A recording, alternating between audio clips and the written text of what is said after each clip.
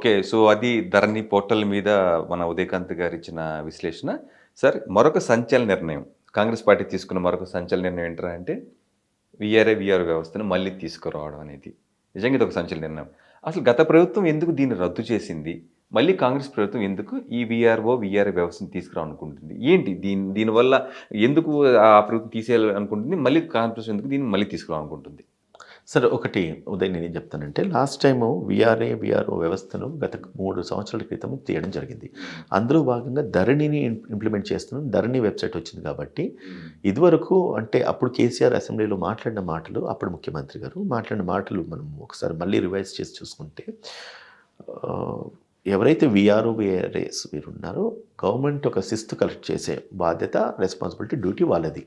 So కాబట్టి అది అవసరమే లేదు. మేమే ఉల్టా ప్రభుత్వం అంటే ఆయన స్టేట్మెంట్ నేను చెప్తున్నా. మేము ఉల్టా డబ్బులు ఇస్తుంటే మాకు ఇంకా కలెక్ట్ రైతుల దగ్గర నుంచి మేము పన్నులు కలెక్ట్ చేసుకునేది ఏంది, కాబట్టి పన్నులు కలెక్ట్ చేసే వ్యవస్థనే మాకు వద్దు, దాన్ని ఎరాడికేట్ చేద్దాం, ఎబలిజ్ చేద్దామని చెప్పేసి ఆయన తీసుకున్న నిర్ణయంలో భాగంగా వీఆర్ఏని అందరినీ కూడా అప్పుడు అంటే వాళ్ళ జీతభత్యాలు పెంచుతూనే 5,000 నుంచి 10,000 పెంచుతూనే వాళ్ళు మళ్ళీ ఏం చేసినారు, వివిధ శాఖలకు బదిలీ చేయడం జరిగింది. అంటే సుమారుగా 25,000 మంది ఎంప్లాయీస్ని అప్పనంగా రోడ్డు మీద పడేయడం సబబు కాదని ఒక ఉద్దేశంతో మిగతా వ్యవస్థలకు పంపించిన తర్వాత అప్పుడేంటంటే వీళ్ళ యొక్క డ్యూటీస్, రెస్పాన్సిబిలిటీస్ అన్నీ కూడా మళ్ళీ ఎంఆర్ఓ, ఆర్డీఓ, జాయింట్ కలెక్టర్ లెవెల్స్కి దాన్ని అంటే వాళ్లకు ఆ బాధ్యతలు అప్పగించడము, తద్వారా వీఆర్ఓ వ్యవస్థ అంతా కూడా లేకపోవడము. దీనికి గల కారణాలు ఏంటంటే misuse of records, building of records అంటాం. ఏంటంటే ఈ ప్రాపర్టీ నాది, దీన్ని కౌలుదార, వీడి పట్టదార, కాసుదార అనేది వీఆర్ఓలు ఏవైతే ఉంటారో వాళ్ళు రికార్డ్ బిల్డ్ చేస్తారు. రికార్డ్ బిల్డ్ చేసి గవర్నమెంట్ రికార్డ్స్లో రాస్తారు. అక్కడ మిస్యూజ్ చేస్తున్నారు, తప్పుడు లెక్కలు రాస్తున్నారు, తప్పుడు పేర్లు ఎంట్రీ చేస్తున్నారు. కాబట్టి ఈ వ్యవస్థను పూర్తిగా తొలగించేసి ప్రాపర్గా సిస్టమేటిక్గా ఉండాలంటే ఈ ధరణి యొక్క వెబ్సైట్ అనేది ఏదైతే ఇంప్లిమెంట్ చేస్తున్నామో తద్వారా ఈ యొక్క రికార్డ్స్ అని కూడా సిస్టమేటిక్గా ఉంటాయనేది ఆనాటి ప్రభుత్వం, ఆనాటి ముఖ్యమంత్రి గారు తీసుకున్న నిర్ణయాల్లో భాగంగా ఈ యొక్క వీఆర్ఓ వ్యవస్థను పక్కదో పట్టించడం జరిగింది. అది నిన్నగాక మొన్నట్టు 2 days బ్యాక్ మా ప్రభుత్వం, కాంగ్రెస్ పార్టీ ప్రభుత్వం, రేవంత్ రెడ్డి గారి ఇన్స్ట్రక్షన్స్ వరకు రెవెన్యూ మినిస్టర్ పొంగులేటి శ్రీనివాస్ గారు మాట్లాడుతూ అన్నారంటే ఆ వ్యవస్థను మళ్ళీ కూడా మేము వెనక్కి తీసుకుంటాము. అండ్ వీఆర్ఏలు ఎవరైతే వీఆర్లు ఉన్నారో విలేజ్ మీద పట్టు ఎక్కువ వాళ్ళకు ఉంటుంది. ఎంఆర్ఓస్, ఆర్డీఓస్ కంటే, కలెక్టర్స్ కంటే కూడా ఒక విలేజ్కు వీఆర్ఏ వ్యవస్థ అనేది ఒక పట్టుకొమ్మ లాంటిది, ఒక వేరు లాంటిది, ఒక నార లాంటిది. వాళ్ళకు ప్రతి భూమి, ఇప్పుడు మీ ఊరికి వెళ్తే, మీ ఊరు ఎక్కడిదా? నెల్లూరు అనుకోండి. నెల్లూరులో ఉదయ్ ఎవరు, ఉదయ్ తల్లిదండ్రులు ఎవరు, ఉదయ్ కుటుంబ సభ్యులు ఎవరు, ఉదయ్కి ఎంత ఎక్స్టెంట్ ఆఫ్ భూమి ఉంది, ఒక ఎగ్జాంపుల్ కింద చెప్తున్నా. ఇది ఒక స్థానికంగా ఉండే వాళ్ళకు పూర్తి అవగాహన ఉంటుంది. ఒక కలెక్టర్కో లేకపోతే ఆర్డీఓల కంటే కూడా పూర్తి అవగాహన వాళ్ళకు ఉంటుంది. అటుంటప్పుడు రేపు ఓనర్షిప్ ఆఫ్ రైట్స్ ఏదైతే మనం క్లెయిమ్ చేస్తామో తెలిసిన దాని మీద అవగాహన ఉన్న వాళ్ళు, ఆ ఆఫీసర్స్ కానీ, ఆ సంబంధిత సిబ్బంది ఎవరైతే ఉంటారో వాళ్ళ దగ్గరికి వెళ్ళి మనం ఒక దరఖాస్తు పెట్టుకుంటాం. ఈ వీఆర్ఓల దగ్గరికి వెళ్ళి ఈ భూమి నాది, మా నాన్నగారు చనిపోయిన తర్వాత దీనికి మేము లీగల్ హెయిర్స్ మేము ఎన్నో ఏళ్ళ నుంచి కాస్ట్ చేసుకుంటూ పట్టా చేసుకుంటూ ఉన్నాము, పట్టాదారులు మాకు ఈ ల్యాండ్స్ మాకు ట్రాన్స్ఫర్ చేయగలరని చెప్పి పెడితే అది ఇమ్మీడియట్గా వర్క్ ఇంప్లిమెంటేషన్కి వస్తుంది. అదే గనక ఒక మండలికి ఎంఆర్ఓ ఉంటాడు, ఒక గ్రామానికి ఒక వీఆర్ఓ ఉంటారు, విలేజ్ రెవెన్యూ అంటే ఒక గ్రామానికి. ఆ వాళ్ళకి ఉన్న అవగాహన, పట్టు, access to the public MRO కంటే కూడా ఎక్కువ ఉంటుంది. సో ఎంఆర్ఓకు వర్క్ బర్డెన్ నిజంగా చెప్పాలంటే ఇందులో తక్కువ ఉంటుంది. ఎప్పుడైతే ఒక మండలికి ఒక 10 గ్రామ పంచాయతీలు, 20 గ్రామ పంచాయతీలు ఉన్నాయి అనుకోండి, ప్రతి గ్రామ పంచాయతీకి ఒక వీఆర్ఓ ఉన్నారనుకోండి. ఆ ఏరియా యొక్క సర్వే, ఆ యొక్క జియోగ్రాఫికల్ ఏరియా ఎంత ఉన్నది, ఎంత ల్యాండ్స్ ఉన్నాయి, ఎన్ని సర్వే నెంబర్స్ ఉన్నాయి, ఎక్స్టెండ్ ఎంత అన్నది డౌన్ లెవెల్ ఆఫీసర్స్ కానీ, అఫీషియల్స్ కానీ, వ్యక్తులకు కానీ బాగా తెలిసి ఉంటుంది. సో అట్లా చేయడం వల్ల మ్యూటేషన్స్ అన్నీ ఇమ్మీడియట్గా జరుగుతాయి. ఇంకొక ఎగ్జాంపుల్ చెప్తా. ఒక డెత్ సర్టిఫికేట్ అప్లై చేయాలి. మనం మీ సేవకి వెళ్తాం, ఆన్లైన్కి వెళ్ళి అప్లై చేస్తాం. చేసిన తర్వాత దాన్ని మళ్ళీ రెవెన్యూలో మళ్ళీ దాన్ని సర్టిఫై చేయాలి, మున్సిపాలిటీలో సర్టిఫై చేయాలి. సో ఇదంతా కూడా ఒక అధికారికి ఈ వర్క్ అప్పచెప్పడం వల్ల టైం ఎక్కువ కిల్ అవుతూ ఉంటుంది. కానీ కింది స్థాయి ఉద్యోగికి మనం కనుక ఒక అప్లికేషన్ పెట్టి దరఖాస్తు పెట్టుకునేది కావాలంటే బర్త్ సర్టిఫికేట్ కానీ, డెత్ సర్టిఫికేట్ కానీ, ఇంకేదైనా ఫ్యామిలీ మెంబర్ సర్టిఫికేట్ కానీ, ఇవన్నీ కూడా ఈజీ ప్రాసెస్ కింద జరిగే అవకాశాలు ఉంటాయి. అప్పుడు ముఖ్యమంత్రి ఏమంటాడంటే దీనివల్ల అంటే ఈ లంచాలు ఎక్కువ ఇచ్చుకోవడము, లంచాలు, అవినీతి లంచాలు అవినీతి జరగడము, జరిగిన అవినీతి ద్వారా వ్యక్తులు వాళ్ళ యొక్క రైట్స్ కోల్పోవడము, ఇవన్నిటిని అబాలిష్ చేయాలంటే కూడా ఈ వ్యవస్థ మొత్తం కూడా తీసేయాలని ఒక ఉద్దేశంతో ఆ రోజు అది తీయడం జరిగింది. సో అంటే ఇప్పుడు మనం అనుకునేది ఏంటంటే, సరే అధికార యంత్రాంగం ప్రాపర్గా ఉన్నప్పుడు కింద స్థాయి వ్యక్తి తప్పు చేస్తే సరి చేసుకునే బాధ్యత కూడా ప్రభుత్వం మీద, ప్రభుత్వ యంత్రాంగం మీద ఉంటుంది.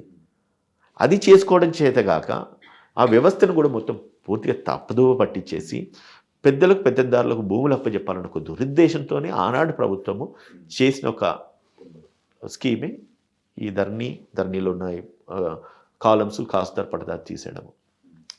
ఆ విఆర్ వ్యవస్థను కూడా పూర్తి తొలగించడం వల్ల ప్రజలు నష్టపోతున్నారు కాబట్టి దాన్ని మళ్ళీ రివైజ్ చేస్తూ ఆ ఎంప్లాయీస్ మళ్ళీ కూడా తీసుకొని public better what you call like అంటే అందుబాటులో ఉండి క్విక్గా వాళ్ళకు వర్క్స్ సమస్యలు పరిష్కరించే విధంగా ఆ దశగా కాంగ్రెస్ పార్టీ ముందుకెళ్ళాలన్న ఒక లక్ష్యంతో ఈ వీఆర్ఏని మళ్ళీ కూడా వెనక్కి తీసుకొద్దామన్న ఒక ఆలోచనతో నిర్ణయం తీసుకుంటున్నారు. బట్ ఇంకా పూర్తిగా అయితే ఇంప్లిమెంటేషన్ రాలేదు, బట్ వస్తుంది ఉదయ్ గారు. మరి ఏదైతే గత ప్రభుత్వం ఏ వీఆర్ఓ వ్యవస్థ ఉన్న అవినీతి లంచాల వల్ల అని వాళ్ళ కారణం చెప్పి రద్దు చేయడం జరిగిందో దాని మీద మీరు ఎటువంటి జాగ్రత్తలు తీసుకుంటారు? ఈ అవినీతి జరగకుండా మీరు ఎటువంటి జాగ్రత్తలు తీసుకుంటారు? ఇదివరకు చెప్పినట్లుగానే ఒకటి ఉదయ్, ప్రభుత్వ యంత్రాంగం ఉంది. ఒక వీఆర్ఓ తప్పు చేసిన దానిపై అధికారి ఎంఆర్ఓ ఉంటారు, ఆర్డీఓ ఉంటారు, జేసీ ఉంటారు, కలెక్టర్ ఉంటారు, ప్రిన్సిపల్ సెక్రటరీ, ముఖ్యమంత్రి, రెవెన్యూ మినిస్టర్ అందరూ ఉంటారు. ఆ కింది వ్యక్తి తప్పు చేసినప్పుడు దాన్ని సరిచేసే బాధ్యత మనకుంది. ఓకే, అదేతో చెప్తూ ఉంటాం కదా, ఎలుక దూరిందని ఇల్లు ఆరబెట్టుకుంటామని చెప్పేసి. చిన్న వ్యక్తి వాడు తప్పు చేసిన వ్యవస్థను మొత్తం కూడా మనం కొలాప్స్ చేయొద్దు, రైట్? సో కాబట్టి నేనేమంటా అంటే యంత్రాంగాలు, ప్రభుత్వ యంత్రాంగాలు ఉన్నాయి అధికారులను సక్రమంగా నడిపించుకోవడానికి. అక్కడ తప్పు జరిగితే సరిచేసే బాధ్యత ప్రభుత్వం మీద ఉంటుంది. దాన్ని విస్మరించుకొని టోటల్గా సిస్టమ్నే డెమాలిష్ చేయడం అనేది సరికాదు. అది మీ కాంగ్రెస్ పార్టీ ప్రభుత్వం నుంచి కూడా దాన్ని మాత్రం ఏకీభవించట్లేదు. రేపు ఒకవేళ మా పార్టీ నుంచి కనుక సిస్టమ్ ఇంప్లిమెంట్ చేయాల్సి వచ్చింది, వారిని తీసుకొస్తాం. మానిటరింగ్ కూడా బాగానే ఉంటుంది. ఖచ్చితంగా functioning of officials, higher authorities duties ప్రాపర్గా ఫంక్షన్ చేస్తారు. తప్పు చేసి మాత్రం వదిలిపెట్టే ప్రసక్తి అయితే లేదు. ఒకవేళ మీరు వీఆర్ వ్యవస్థ మళ్ళీ కానీ తీసుకొస్తే గత వీఆర్ఓలని వీఆర్ఏలని గత ప్రభుత్వం వివిధ శాఖల్లోకి వాళ్ళని అలొకేట్ చేసేసింది అందరినీ. ఎందుకంటే రోడ్డు మీద పడేయకుండా తలా వాళ్ళకి ఎక్కడెక్కడ ఖాళీలు ఉన్నాయో అక్కడ వాళ్ళని నియమించడం జరిగింది. ఇప్పుడు మీరు కానీ మళ్ళీ ఆ వ్యవస్థను తీసుకొస్తే వారినే తిరిగి రిక్రూట్ చేసుకుంటారా, లేకపోతే కొత్త వారికి అవకాశించే అవకాశం ఉందా? ఇది గవర్నమెంట్ తీసుకోవాల్సిన నిర్ణయము. నా వ్యక్తిగత అభిప్రాయాన్ని అయితే నేను చెప్పడానికి నాకు ఎటువంటి మొహమాటం లేదు. గవర్నమెంట్ మా ప్రభుత్వమే అఫ్కోర్స్. నా వ్యక్తిగత అభిప్రాయం ఏంటంటే, ఎవరైతే అవగాహన ఉన్నవారు ఊరి మీద కానీ గ్రామాల మీద కానీ పట్టున్న వాళ్ళని వీళ్ళను ఆ రోజు ఆ ప్రభుత్వం తీసేసిన తర్వాత ఆ బాధ్యత అవగాహన పట్టున్న వాళ్ళని అప్పచెప్తే బాగుంటుంది. కానీ కొత్త వాళ్ళని తీసుకొని వస్తే మళ్ళీ వాళ్ళని ఏబిసిడీల నుంచి వాళ్ళని నేర్పించాల్సిన పరిస్థితి వస్తుంది. సో ఒకవేళ ఆ ప్లేస్లో రిక్రూట్ చేయాల్సి వస్తే అక్కడ ఏమన్నా అవసరం ఉండి వీళ్ళు ఎక్కడికైతే రీషఫిల్ చేసేసి పంపించున్నారో వాళ్ళని మళ్ళీ కూడా వెనక్కి తీసుకునే అవసరం ఏర్పడుతుంది ప్రభుత్వానికి. కాబట్టి వాళ్ళని తీసుకొని వచ్చేసి ఈ ప్లేస్లో భర్తీ చేసేసి కొత్త రిక్రూట్మెంట్స్ ఏమైనా ఉంటే కనుక అక్కడ నిజంగానే నీడ్ ఉందన్నప్పుడు చేసుకోవచ్చు. అండ్ ఇప్పుడు కూడా మా ప్రభుత్వం కూడా ఏం చేస్తున్నారంటే, అట్లీస్ట్ ఒక్కరిని, ఇదివరకు 2-3 ఉన్న పరిస్థితిలో ఎవరైతే అఫీషియల్స్ వర్క్ చేస్తున్నారో అట్లీస్ట్ ఒక్కరినైనా తీసుకొచ్చేసి ఇక్కడ పెట్టుకుంటే బాగుంటుందన్న ఉద్దేశంతో వీఆర్ ప్లానింగ్, అంటే ఒక ప్రణాళిక కొనసాగుతూ ఉంది. మరి అంటే ముఖ్యమంత్రి గారు ఏ నిర్ణయం తీసుకుంటారనేది మనం చూసేసి దాని మీద మన విశ్లేషణ మరి డిస్కస్ చేసుకోవచ్చు. ఓకే, ఉదయ్ గారు ఇంకొక దానికి సమాధానం చెప్పండి. ఇప్పుడు ఏదైతే మీరు వీటన్నిటిని ప్రక్షాళన చేస్తున్నారో ప్రతిదీ దాంట్లో ముఖ్యంగా రైతు బంధు అనేది చాలా ముఖ్యమైనది. మీరు అన్నట్టు చాలామంది కూడా ఏంటంటే ఎక్కువ ఎకరాలు ఉన్న భూస్వాములకి రిచెస్ట్ పర్సన్స్ కూడా రైతు బంధు వెళ్ళడం జరుగుతుంది. ఇది కరెక్ట్ కాదంటున్నారు. సో ఇప్పుడు మీరు దీని మీద ఏ స్టాండ్ తీసుకోబోతున్నారు? రైతు బంధు అనేది కూడా అదే కంటిన్యూ చేస్తారా, లేకపోతే కౌలుదారులను కూడా దీంట్లో చేర్చి వారికి కూడా న్యాయం చేసేవన్నా ఉందా? నేను ఒక విషయం చెప్తా. కాంగ్రెస్ పార్టీలో 6 గ్యారెంటీలు వచ్చినాయి. దాంట్లో ముఖ్యంగా కౌలు రైతులకు కూడా ఏడాదికి 15,000 రూపాయలు ఇవ్వడానికి ప్రభుత్వం నిర్ణయం తీసుకుంది. రైతులకు కూడా 15,000 ఇస్తుంది. రైతు కూలీలకు కూడా 12,000 రూపాయలు ఇస్తామని చెప్పేసి కాంగ్రెస్ పార్టీ మేనిఫెస్టోస్లో కానీ 6 గ్యారెంటీలో కానీ ఇది ఉంది ఉదయ్. సో కాబట్టి ఇది ఖచ్చితంగా ఇంప్లిమెంట్ అవుతుంది.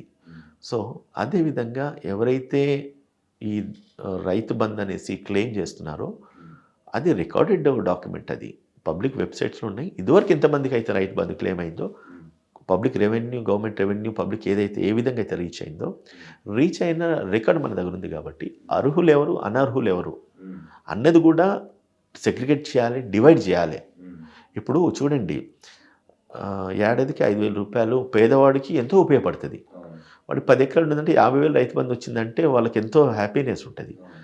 అదే 100 ఎకరాలు ఉన్నవాడికి ప్రాపర్టీ, ల్యాండ్ వాల్యూస్ ఎక్కువ ఉంటే, వాళ్ళ బిజినెస్ వాళ్ళకు ఉంటే, వాళ్ళ జీవనోపాధి వేరే రకంగా ఉంటుంది. అండ్ పద నేమ్ సేకో లేకపోతే ఆస్తులు ఉండాలి కదా అని చెప్పేసి కొనుక్కుంటారు. వాళ్ళకు కూడా రైతు బంధు ఇవ్వడము, అది ఐ డోంట్ ఫీల్, నా వ్యక్తిగత ఇక్కడ ఏమైనా పరిమితి విధించే అవకాశం ఉందా దీని మీద మీ కాంగ్రెస్ ప్రభుత్వం? ఇప్పటి వరకు అయితే అఫీషియల్గా నా దృష్టిలో అయితే ఏం లేదు. బట్ పరిమితి విధిస్తే బాగానే ఉంటుందని నా వ్యక్తిగత అభిప్రాయం. ఓకే ఓకే మరి ఇంకొక సంచలన నిర్ణయం ఏంట్రా అంటే 58-59 జీవో మీద తీవ్రమైన దుమారం రేగింది. ఏంటి అసలు 58-59 జీవో ఏంటి? కొత్తగా దాన్ని ఇంప్లిమెంటేషన్ చేసే అవసరం ఎందుకు వచ్చింది? గత ప్రభుత్వం దీన్ని ఎందుకు ఇంప్లిమెంట్ చేయలేదు? అసలు ఏంటి ఆ జీవో రచ్చేయండి. అయితే 58-59 జీవోస్ ఎవరికైతే ప్రభుత్వ భూములలో వాళ్ళు పొజిషన్స్ ఉంటూ, ఇల్లు కట్టుకొని ఉంటూ, ట్యాక్స్లు కట్టుకొని ఉంటూ, మళ్ళీ దాని తర్వాత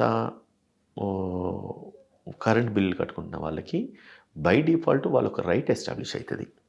ఎన్నో ఏళ్ళ తరబడి నుంచి టు సమ్ ఎక్స్టెంట్ ఆఫ్ ల్యాండ్లో వీళ్ళు పొజిషన్లో ఉన్నారనుకోండి, ఆ పొజిషన్లో ఉన్న వారికి ల్యాండ్ మేము రెగ్యులరైజ్ చేస్తాము నామినల్ ఫీజుతో అని చెప్పేసి అప్పుడు గత ప్రభుత్వము ఒక జియోని పాస్ చేయడం జరిగింది.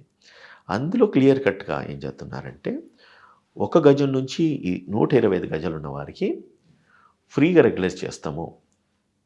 అండ్ 125 నుంచి 250 గజాలు ఉన్న వారికి 50% of market value, 25% of market వాల్యూని కలెక్ట్ చేస్తాము. 255 నుంచి 500 ఉన్న వారికి 50% ఆఫ్ మార్కెట్ వాల్యూ కలెక్ట్ చేసి రెగ్యులైజ్ చేస్తాము. ఆ 500 పైచీలు పడిన వారికి 100% మార్కెట్ వాల్యూ ఒక స్లాబ్ తీసుకొని ఇచ్చినారు. మేబీ ఎగ్జాక్ట్గా అదే ఉంటుంది. మేబీ అంటే నా స్టేట్మెంట్స్లో కొత్త నెంబర్స్ తప్పు ఉంటే ఇట్ కెన్ బి కరెక్టెడ్ అంటే వెరిఫై చేసుకుంటే తెలుస్తుంది. మీరు క్విక్గా అడుగుతున్నారు కాబట్టి నా సమాధానం చెప్తున్నాను. సో అటువంటి సిచ్యువేషన్స్ లేదంటే ప్రభుత్వం రెగ్యులైజ్ చేయాల్సిన బాధ్యత ప్రభుత్వం మీద ఉంటుంది. సో దాన్ని ఇంప్లిమెంటేషన్ చేయడము ఇప్పుడున్న ప్రభుత్వం దాని మీద ప్రత్యేకమైన దృష్టి సాధించేసి దాన్ని రెగ్యులైజ్ చేసే ఆలోచనలో, ప్రభుత్వ భూముల మీద ఎవరైతే పొజిషన్లు ఉన్నారో వాళ్ళని రెగ్యులైజ్ చేసే ఆలోచనలో ఈ యొక్క జియోని మళ్ళీ కూడా వెలుగులోకి తీసుకురావడం జరిగింది. దాని మీద డిస్కషన్స్ జరుగుతున్నాయి. అందులో భాగంగానే ఈ విఆర్ఏ వ్యవస్థను ఏదైతుందో వెనక్కి తీసుకొచ్చి ప్రభుత్వ భూములను ఐడెంటిఫై చేసేసి ఆ ఒక్క భూములను మళ్ళీ ఎవరైతే బెనిఫిషరీస్ ఉంటారో వాళ్లకు ప్రొసీడింగ్స్ ఇష్యూ చేసే ఆలోచనలో ఈరోజు మా కాంగ్రెస్ పార్టీ ప్రభుత్వం నిర్ణయం తీసుకుంది. ఎందుకు గత ప్రభుత్వం ఎందుకు ఇది ఇంప్లిమెంటేషన్ చేయలేదు? దీని మీద దృష్టి ఎందుకు పెట్టలేదు? గత ప్రభుత్వము నాకు గుర్తుండి వాళ్ళు చేస్తానని వాగ్దానం చేసిన మాట అయితే వాస్తవమే. So for what's ever reasons అది ఇంప్లిమెంట్ కాలేదు. సో దానికి సైంటిఫిక్ టెక్నికల్ రీజన్స్ అయితే I'm not very sure. But ఈ ప్రభుత్వం అయితే అది ఖచ్చితంగా చేస్తున్న ఉద్దేశంతో అవుతున్నారు. అది